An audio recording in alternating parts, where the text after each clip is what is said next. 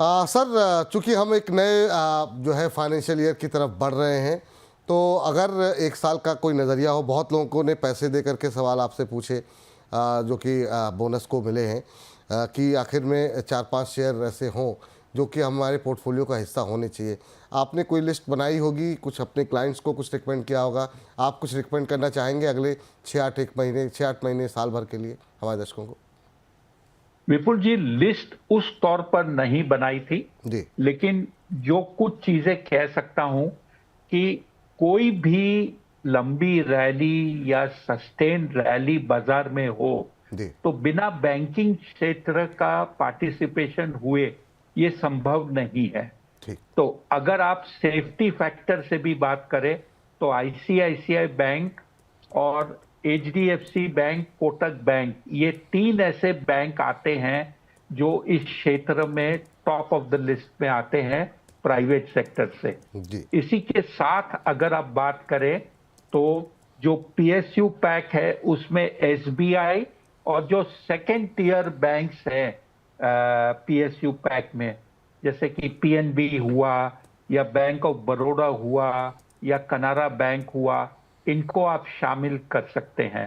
कहने का तात्पर्य ये कि 6 से 7 बैंक आपको एक बास्केट बनाकर देते हैं बैंकिंग क्षेत्र से।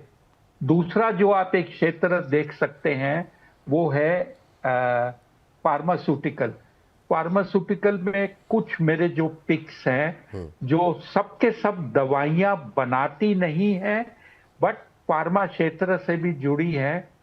तो नॉन फार्मा मैन्युफैक्चरिंग कंपनी में एक है इंडीजीन और एक है मेडी असिस्ट।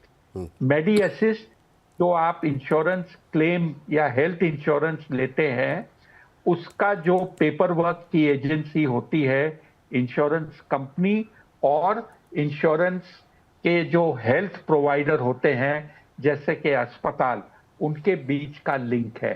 दूसरी इसी क्षेत्र की एक कंपनी है वो है इंडीजीन, जो कंपनियां जो रिसर्च करती है उसका डॉक्यूमेंटेशन यूएसएफडीए वगैरह के साथ में कोलैबोरेशन करके काम प्रोसीड करती है। ये ऐसी कंपनी है। ये कंपनी भी दवाइयों का प्रोडक्शन खुद नहीं करती। इसके अलावा 2 कंपनी है फार्मा क्षेत्र से जो दवाइयां बनाती है, एक है ब्लू जेट हेल्थ केयर और दूसरी है Innova captain. High risk high return के तहत पे आपको एक नाम मैं दूंगा, वो है एकम ड्रग। लिस्टिंग के बाद से ये कंपनी का प्रदर्शन खराब हुआ है लेकिन अब लग रहा है कि कंपनी मोर और लेस बॉटम पर आ चुकी है। आज के लिए ये 2 क्षेत्र मैंने तैयार करके आपको शेयर्स का चॉइस दिया है। हो सकता है अगली बार जब मिले तो 2-3 क्षेत्र और पर बात कर लेंगे। बिल्कुल। सर, इस सेगमेंट क्लोज करें उससे पहले 2 पे काफ़ी ज़्यादा क्वेरीज भी थी आपके लिए, एक इंडीजीन पे और एक हम डिस्कस नहीं कर पाए। हमारे एक दर्शक बार बार कहते कि सर के कहने पे ब्लू जेट हेल्थ केयर लिया हुआ है, तो अभी इनका भविष्य आप कैसे देख रहे हैं, इंडीजीन और ब्लू जेट हेल्थ केयर जिसका नाम अभी आपने लिया?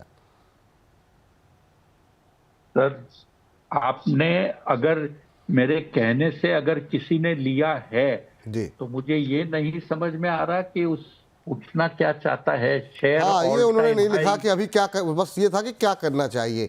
इंडीजीन पे तो हमारी एक दर्शक है, आपके कहने पे नहीं लिया लेकिन उनके पास है, काव्या सिंह जी हैं। काव्या जी खाली कह रही थी शॉर्ट टर्म टारगेट बता दीजिए सर।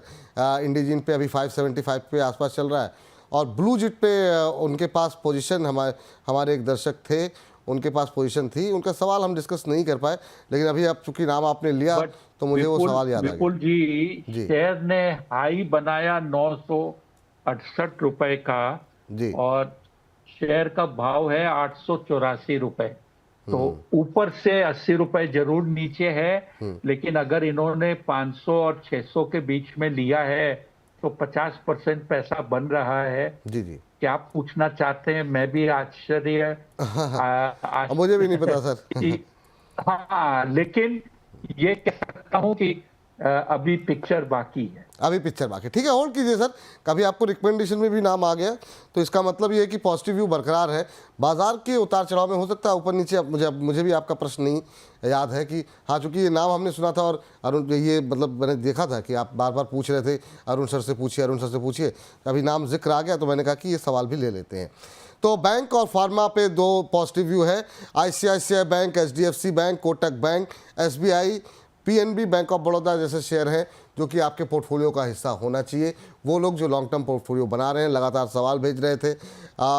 इसके अलावा जो हमारी दर्शक थी वो कह रही थी कि दो चार सेक्टर बता दिए, तो ये दो सेक्टर अभी के लिए हैं। फार्मा में इंडिजीन, मेडी असिस्ट, ब्लू जेट हेल्थ केयर और इनोवा कैपटैप, ये कुछ एक नाम है जो कि नए वित्त वर्ष में आप इनको अपने पोर्टफोलियो में रख सकते हैं।